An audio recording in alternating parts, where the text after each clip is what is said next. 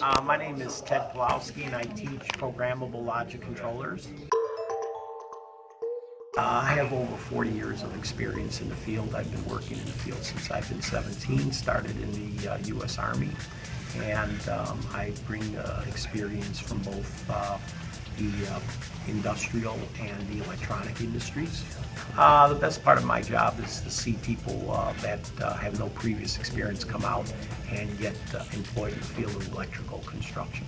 Two electrical programs we have are the ECM program, Electrical Maintenance and Construction, and the Associate's Degree program is Electrical Construction and Planning. In the Programmable Logic Controller class, they learn industrial controls for automation systems in factories.